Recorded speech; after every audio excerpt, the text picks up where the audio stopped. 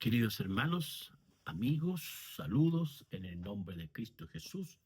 Que la paz y la gracia del Señor sea con usted y familia.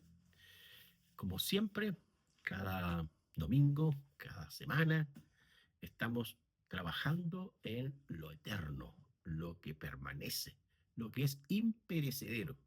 Nos referimos a trabajar en el reino del Señor, trabajar en la iglesia del Señor. Es cuando el Señor Jesús le dice a los discípulos que deben dedicar tiempo y trabajar en las cosas que no perecen, no dedicarle tanto tiempo a las cosas que perecen, sino trabajar en las cosas eternas.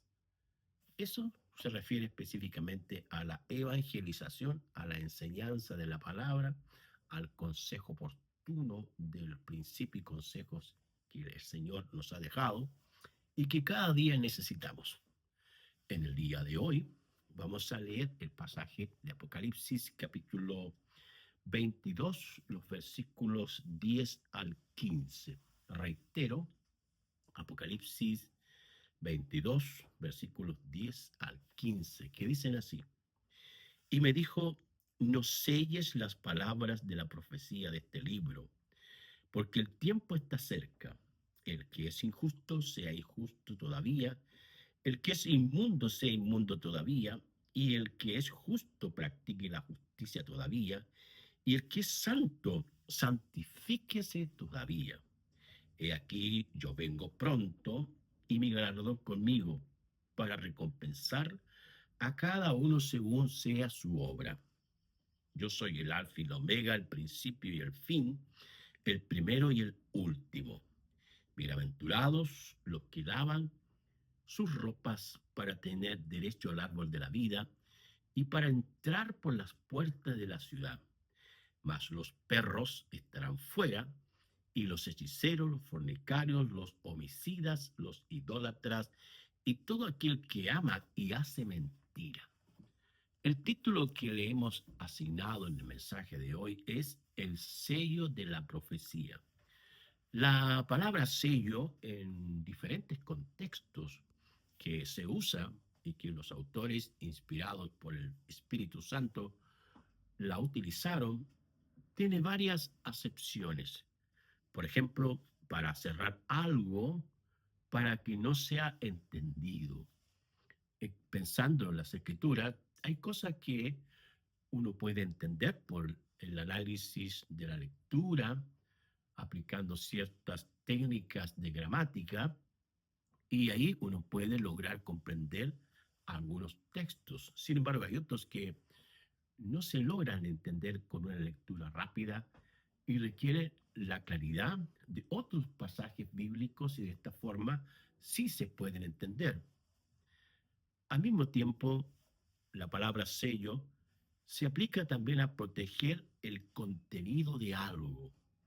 Se pudiera decir que es Dios, que hay cosas que sí ha revelado y hay otras cosas que requieren la protección y el cuidado de quienes las conocen y las saben. Por ejemplo, hay un pasaje que el Señor Jesús le instruyó a los discípulos y él dice que no hay que darle las perlas a los incrédulos o a aquellas personas que no entenderían lo que realmente son. Y se refiere a compartir algunas experiencias que son espirituales propias de la persona, del creyente, con aquellos indoctos o con aquellos escépticos que no las entenderían y que se volverían o se burlarían de ellas. Entonces, la prudencia y el cuidado de estas cosas reveladas por el Espíritu, que a veces requieren prudencia, cuidado, en cuanto a poder compartirlas abiertamente con todos. No estoy pensando en el Evangelio, porque el Evangelio, la orden del Señor Jesucristo es ir y predicar el Evangelio a toda criatura.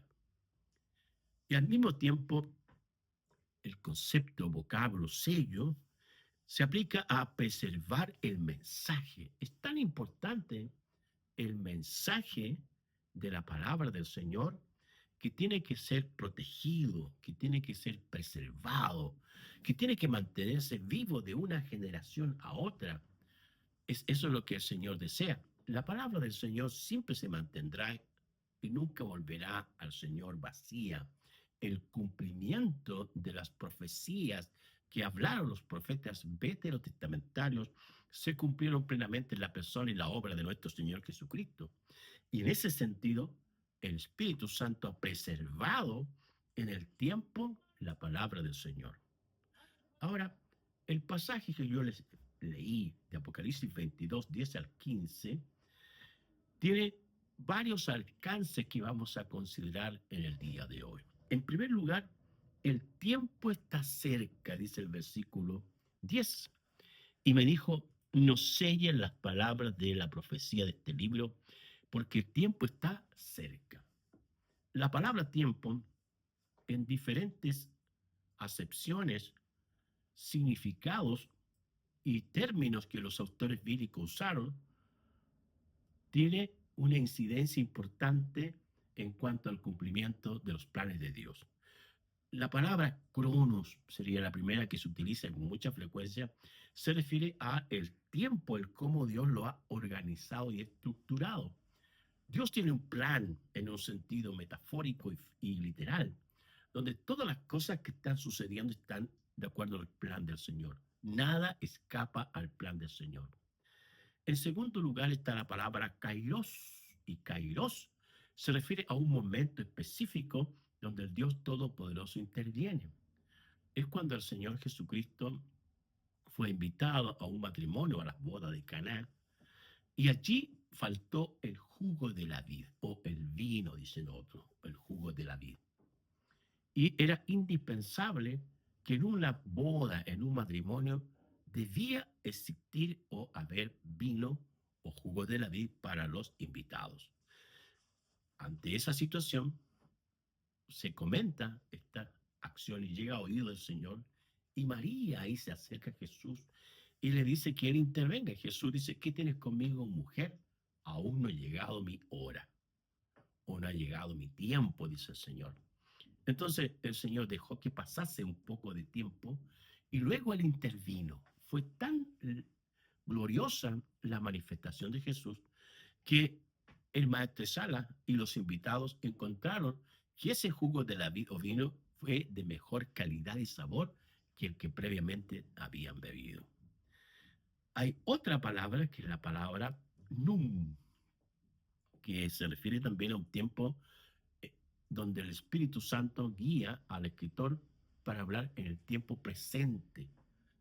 Entonces, los autores bíblicos usaron diferentes vocablos para hablar del tiempo, cuando Dios interviene, el plan o el tiempo organizado, estructurado, sistematizado, el tiempo presente, num, o el tiempo preciso, cuando el Señor interviene. Y en ese sentido, nosotros podemos estar tranquilos y confiados en que el Señor Dios Todopoderoso, todo lo que va a hacer o todo lo que está haciendo, está bajo su dominio. En segundo lugar, está el llamado a santificarse. Ahí hay un contraste en el versículo 11. Dice, el que es injusto sea injusto todavía, el que es inmundo sea inmundo todavía, y el que es justo practique la justicia todavía, y el que es santo santifíquese todavía. Las dos expresiones antes, cuando habla de esta posición neutral del hombre, vienen a revelar de que el hombre es injusto, que el hombre es inmundo, y de acuerdo a Romanos capítulo 3, vamos a leerlo, Romanos 3, versículo 10, dice, como está escrito, no hay justo ni aún uno, no hay quien entienda, no hay quien busque a Dios, todos se desviaron a una, se hicieron inútiles, no hay quien haga lo bueno, no hay ni siquiera uno, sepulcro abierto su garganta, con su lengua engañan, veneno de áspides hay debajo de su lengua, su boca está llena de maldición y amargura, sus pies se derraman, se apresuran, digo, para derramar sangre, quebranto y desventura hay en sus caminos, y no conocieron camino de paz, y no hay temor de Dios delante de sus ojos. Esa es la descripción que el apóstol Pablo menciona y narra con respecto a la condición del hombre sin Dios. Todos somos pecadores. Todos hemos estado lejos de Dios.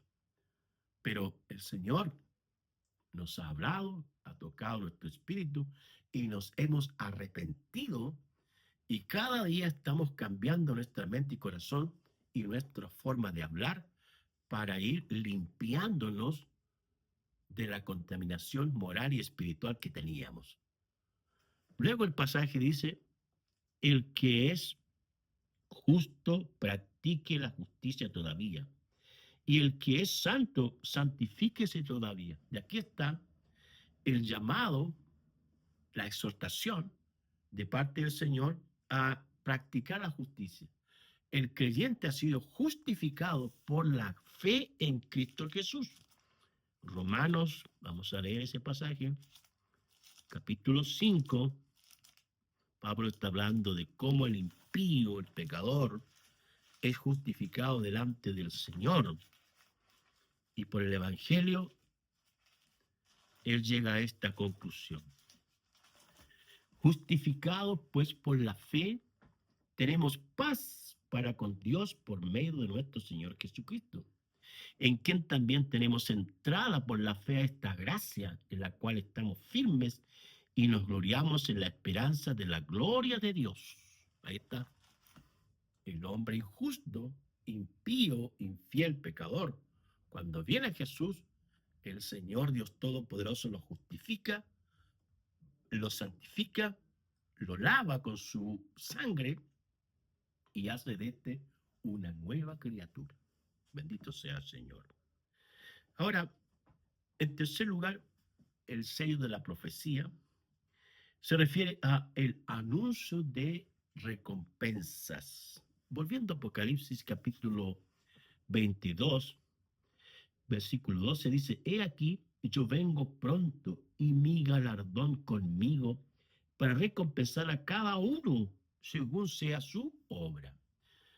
El hecho de creer en el Señor, el hecho de hacer todas aquellas cosas que podemos hacer beneficiando, bendiciendo a las personas, mientras tengamos la oportunidad que el Señor nos abre los ojos para hacer algo, el Señor premiará, recompensará a todos los creyentes por esas acciones.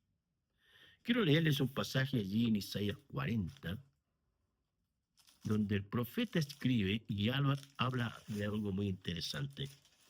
Isaías 40:10 dice así: he aquí que el Señor vendrá con poder, y su brazo señoreará.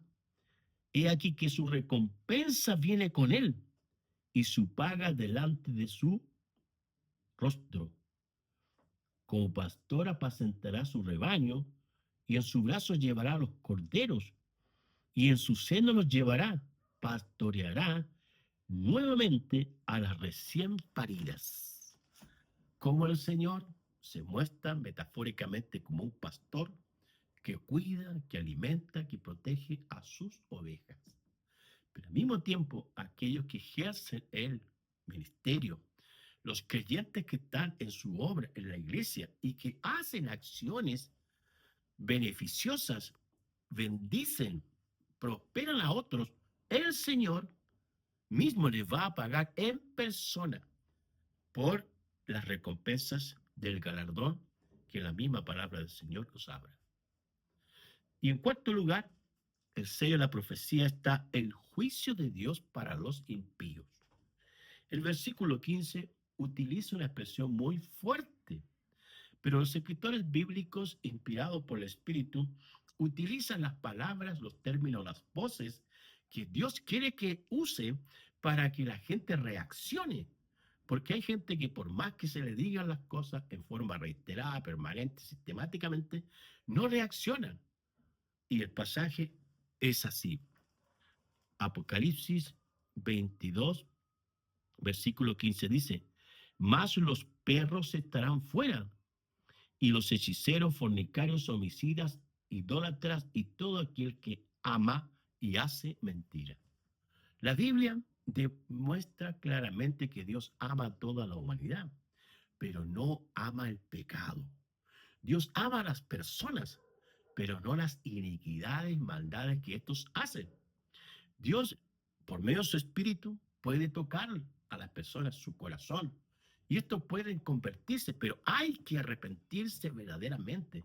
Hay que convertirse de las tinieblas a la luz.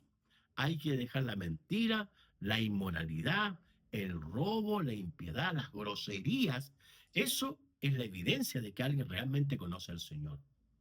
Porque mucha gente que son religiosos, entre comillas, pero no se han arrepentido, no han cambiado y no quieren venir a la luz o venir al Señor porque aman más las tinieblas, las cosas que hacen a escondida, entre comillas, de noche, pero no olviden de que el que hizo el ojo, todo lo ve. El que hizo el oído, todo lo escucha. Y Dios mira nuestro caminar y nuestro quehacer y es importante volverse al Señor. Los perros eran personas inmorales e impuras. Ahí en Filipenses, el apóstol Pablo utiliza esta misma comparación. Vamos a verlo, Filipenses 3:2. Vamos a ver ese texto, ¿bien? Dice, guardaos de los perros, guardaos de los malos obreros, guardaos de los mutiladores del cuerpo. ¿Quiénes eran los perros en el siglo I? Eran aquellas personas inmorales, impuras, heréticas, que nunca quisieron volverse al Señor. Los hechiceros, estos son los que aquellos que invocan los espíritus, ocultismo, y viven incluso de las drogas. Los fornicarios, inmorales, infieles, que se prostituyen y que venden su cuerpo con una acción de lograr recursos financieros. Los homicidas que le han quitado la vida a una u otra persona. Los idólatras que adoran imágenes. Dios es espíritu, dice Juan 4:24. Y los que le adoran en espíritu, es necesario que adoren, dice el Señor. Cuando en las Escrituras el Dios Todopoderoso se revela a su pueblo, le dice a través del profeta, ninguna imagen ustedes vieron, ninguna. Entonces, el primer mandamiento es, no tendrás dioses ajenos delante de mí. No te harás imagen de las cosas que están arriba en el cielo, abajo en la tierra y sobre la tierra. No te inclinarás a ellas ni para postrarles ni para adorarles, porque yo soy el Señor tu Dios celoso, dice la palabra. Entonces la idolatría es un pecado horrible de mucha gente del mundo. La Escritura nos enseña que hay un solo mediador entre Dios y los hombres, Jesucristo, hombre. Pero Dios es el Dios espíritu. No lo vemos, pero sabemos que está.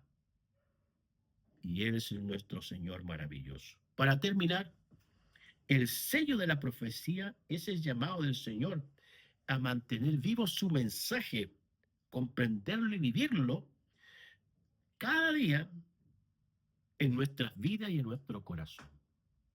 De esa forma, la palabra del Señor, que es viva y eficaz, se mantiene firme como una acción exhortativa, didáctica, pero al mismo tiempo inspiradora por las grandes cosas que ha hecho el Señor y que sigue haciendo y hará para su pueblo. Oremos. Padre bueno, te damos gracias por tu palabra. Te bendecimos porque en todo tiempo aprendemos algo nuevo, precioso y maravilloso, que es el alimento para nuestro espíritu y nuestra alma. Y oramos, Señor, para que siga bendiciendo, tocando corazones, otras personas que necesitan tu palabra. Te lo rogamos, Padre, en el nombre de Jesús. Amén. Que Dios les bendiga.